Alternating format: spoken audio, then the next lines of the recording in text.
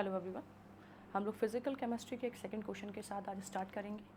Question JEE means 27 जनवरी shift 1 का है। हम एक और क्वेश्चन भी कर चुके हैं, वो मोल कॉन्सेप्ट का था। ये थर्मोडायनेमिक्स का एक क्वेश्चन है, तो चलिए क्वेश्चन पे चलते हैं। So according to question, if 3 moles of an ideal gas at 30 Kelvin expand isothermally from 30 decimeter cube to 45 decimeter cube against a constant pressure opposing pressure of 80 kilo pascal, then the amount of heat transferred is, और जो हमें answer चाहिए वो होना चाहिए joule में। So first of all question एक direct फॉर्मूले पे है, बट यहाँ पे जो एक ट्रिक कह दें या एक पॉइंट कहें जहाँ पे बच्चा मिस्टेक कर सकता है वो है यूनिट का। सो चलिए देखते हैं। सो जो क्वेश्चन है वो हमसे जानना चाहता है हीट ट्रांसफर। सो थर्मोडायनेमिक्स में हीट एक्सचेंज को हम Q से डिनोट कर लेते हैं। ज़्यादातर कभी कभी DQ भी कहा जाता है, बट इन सम सिनेरियो और सम रेफरेंसेस Q को हीट एक्सचेंज माना जाता है। तो सो करेंटली हम Q को हीट एक्सचेंज ही मानेंगे। तो ये है हीट एक्सचेंज। क्वेश्चन हमें एक प्रेशर और वॉल्यूम के बारे में बता रहा है, और हाँ एक इम्पॉर्टेंट कंडीशन गिवन है, वो है आइसोथर्मली।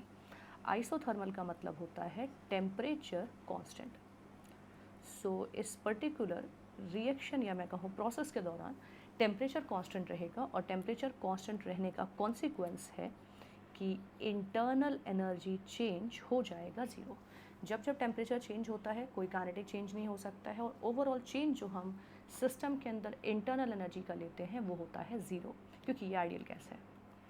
अब हमें फर्स्ट लॉ ऑफ थर्मोडायनेमिक्स से पता है, सो ये कुछ प्री रिक्विजिट्स आप कह सकते हैं। So first law of thermodynamics के अकॉर्डिंग एक मैथमेटिकल फॉर्म है जिसमें एक फॉर्मूला दिया गया है, delta U is equal to Q plus W. So Q plus W, delta U हमें फाइनली एक एक्सप्रेशन है जो ये रिलेट कर रहा है, जिसमें हमें कुछ कंडीशन दी गई है। सो कंडीशन हमें अगर हम ये पुट कर दें इसके अंदर तो हमें मिलेगा 0 is equal to Q plus W, जो एग्जैक्टली हमें दे देगा Q is equal to minus W. That means अगर आपको हीट चेंज चाहिए तो जस्ट आपको वर्क डन को कैलकुलेट करना होगा, और उसका नेगेटिव Q होगा, जैसे हम कहेंगे हीट ट्रांसफर्ड।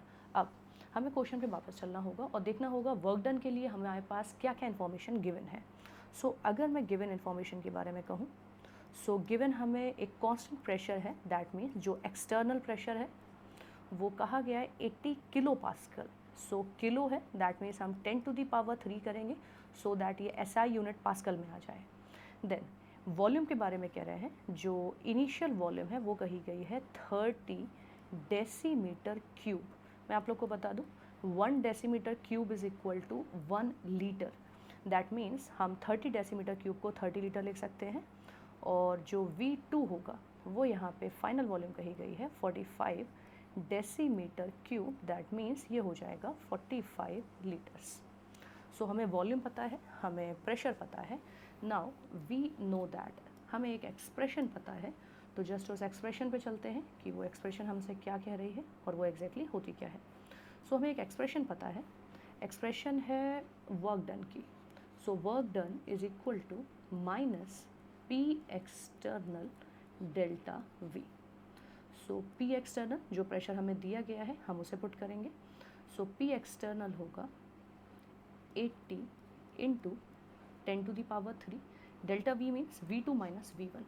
सो V2 जस्ट मैं एक बार एक्सप्रेशन में लिख देती हूँ, नेक्स्ट स्टेप में हम लोग इसे पुट कर लेंगे। So minus 80 10 to the power 3 V2, currently जो हमें फाइनल वॉल्यूम पता है वो कही गई है 45।